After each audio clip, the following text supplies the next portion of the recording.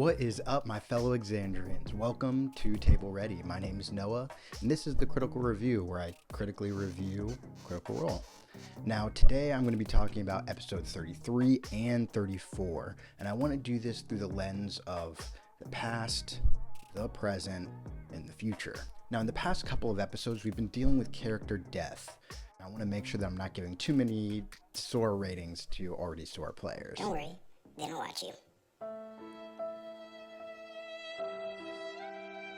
Now first, let's look at the past, the things that happened before episode 34, from episode 33, and even before the fights, and why I think some of these things might be important. First is when they were on the ship, and FCG was afraid to cast any spells at all, for fear of becoming more of a problem than a help. I thought that was really clever, and good roleplay work by Sam. I also want to give a shout out to Laudna, who gets a 9 out of 10 for placing the ring on Odahan, and it's still there, as far as we know. But did she tell anyone that? I don't think so. Oh well. Next is that Orm recognizes these assassins. I mean, it seems like they're the ones that sent his family home and are trying to send him to rejoin them. The party goes through basically what I would consider a skill challenge almost, and end up in a fight with Odahan, and they're completely outmatched. I mean, like, they have no resources, the day has been too long, and there's no way they're winning this fight. Or at least not with the strategy they employed. It does seem that these shadowy figures were not as tanky as they thought, and that there was more to Odahan that might have gave way to a weakness had they been able to discover that a little bit more, but the party had already decided to run, and it just didn't work out. And that's not a dig on the party. Honestly, it felt very authentic. I was enticed the entire time, and I was legitimately, like, heart pounding out of my chest that entire encounter. I thought FCG was gonna just go crazy and drop mega automaton killer robot on everyone, which, by the way, we were right about. I'm pretty sure that was my prediction in the past about what was going on with Automaton Sam before. Anyways, enough tooting my own horn. Let's move on. The last thing I want to bring up before moving on to the present from the past in episode 33 is Ashton and Taliesin. And I'm regarding both the player and the character because I think they both probably felt the same way during this fight, during this entire encounter, and there's a lot of complexity there that carries through the past, present, and future that I want to talk about here. Ashton gets dropped before having the ability to do anything. I mean, like anything, not even being able to rage, nothing. And that can be extraordinarily frustrating, both to Ashton as a character in this world, basically getting blindsided and dropped, and Taliesin as a player. Being a barbarian, the one that's supposed to be dealing a lot of the damage, and then being dropped in the first round of combat is a hard pill to swallow.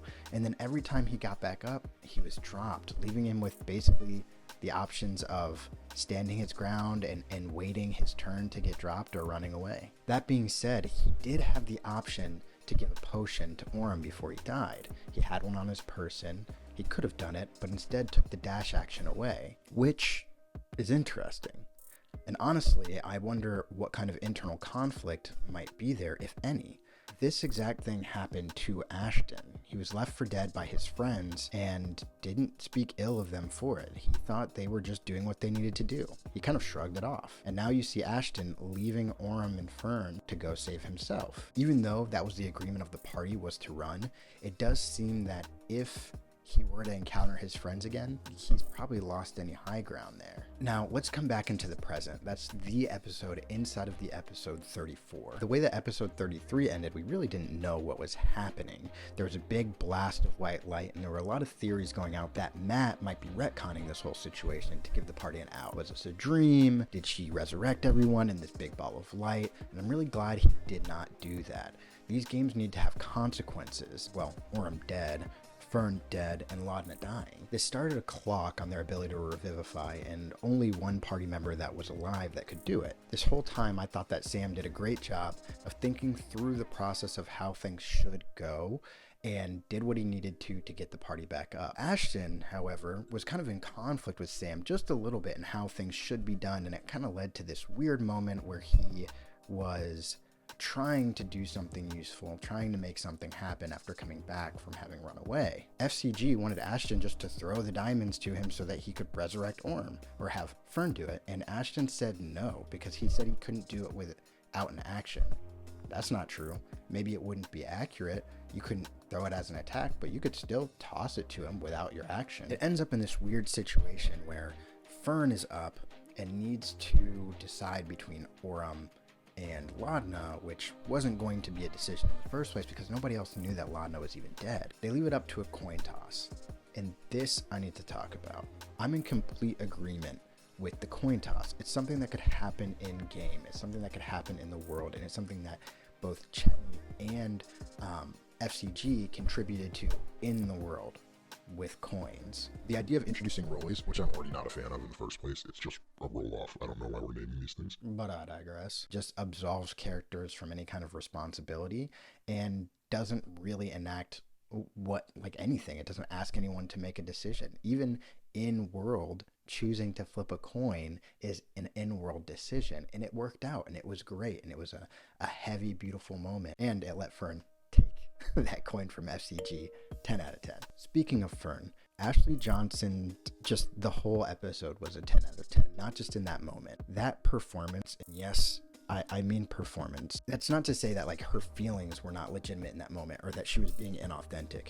It's to say that even though she was feeling all of those things, she was still able to deliver in character as Fern. Probably one of the top performances that we've had this entire campaign.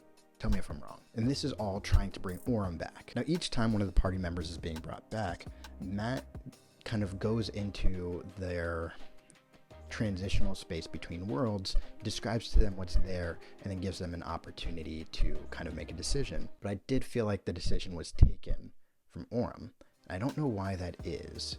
I think that when you gave Fern the option to kind of go into the dark, scary, mysterious forest, honestly, I was like, that kind of probably sounds a little attractive to her, but she wasn't ready for it. And so she came back, which is good because then she had the opportunity to try to help someone else. But Orm was going back to a beautiful place with all of his loved ones. Matt described it in a way that didn't really give him the option to stay.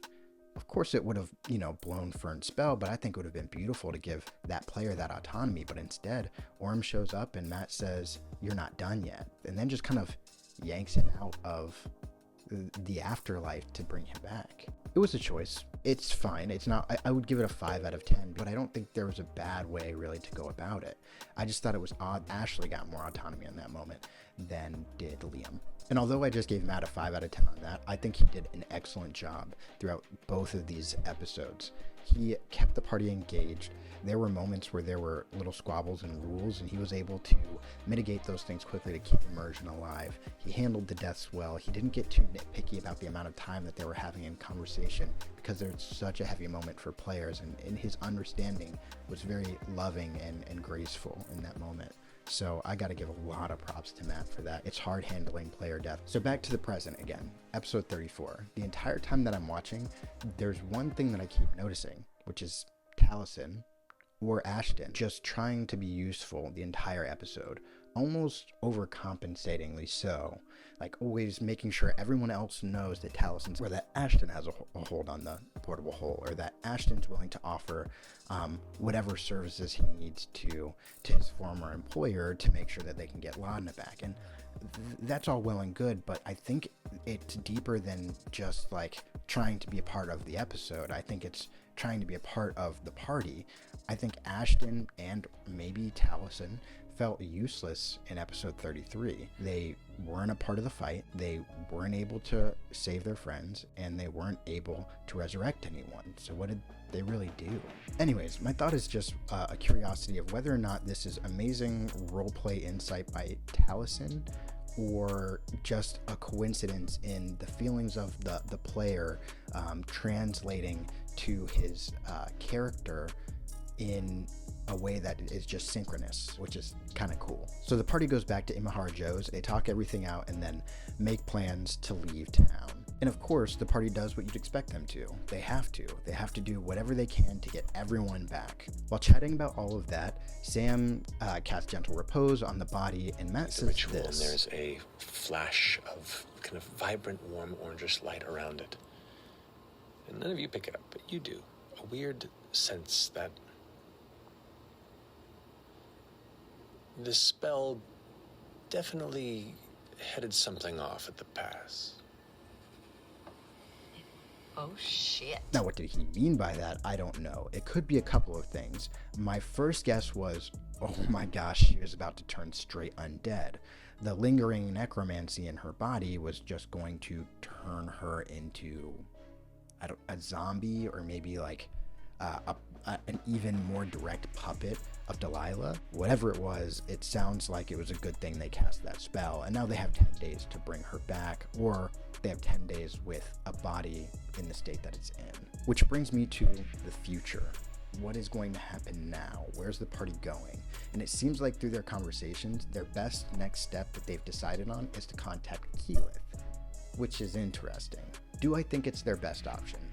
Probably. They also contacted their orcish sugar daddy, but he's going to be on the move soon. He needs to protect himself, and to be honest, he's kind of become like an ex machina character, and I would like it if they stopped going to the well to these same more and more powerful beings to get them into or out of certain situations. Not every crew gets a Professor X, sorry. And my guess is that they do end up going to Keyleth. It, one, would be cool because she could be roleplayed by Marisha if Matt wants to do that. But there is a wrinkle in this, and I think Orym should know. You see, Orym's very aware of the Dorolo situation. Orym knows about the Briarwood insurrection. Orym knows about Keyleth and her former party members. Keyleth is, one, a druid, so bringing Laudna back the way that she was, I don't think is an option for Keyleth. It's cool, dark, creepy magic and would keep Delilah Briarwood alive. There is a chance that that Gentle Repose may have held off Delilah, and maybe that brings us to a more interesting resurrection from Keyleth. Keyleth, being that high of a level druid, could cast True Resurrection, and then maybe Laudna comes back fully alive. We had not heard that Laudna was completely dead, just that she had died, and now that her heart beats very slowly. Well, before she just died. That to me would be the coolest thing, because one, it allows Keyleth to still be the way that she needs to be this archdruid, destroying Delilah once again and allowing Laudna to come back fully human. And then maybe we just get a straight up sorceress out of Laudna, which would be kind of cool. Or maybe Laudna doesn't feel like adventuring anymore. Maybe Keyleth just denies them doing anything because she can't remove Delilah from this body, and the only way to bring her back is with necromancy. I don't know, there's a lot going on there, but you see the problem, right? I wonder also in the future, what will happen with Ashton? Does Ashton feel like he's no better than his friends? Does he feel useless to the party and somewhat responsible? There's one more moment I want to shout out, and that is Sam giving the box, well, I guess FCG giving the box, the little toolbox to Chetney. Yeah, you get an 8 out of 10. That was pretty choice, and it looked like you made Travis crack. That's it for me today, guys. I'm going to come out with another video here soon about dealing with player death and how to make player death a little more meaningful. So be on the lookout for that. Make sure that you make a mage hand out of that like button. Hit subscribe if you could, and then leave some illusory scripts down in the comments. And of course, write down what I messed up, because I definitely did. All right, guys. Peace.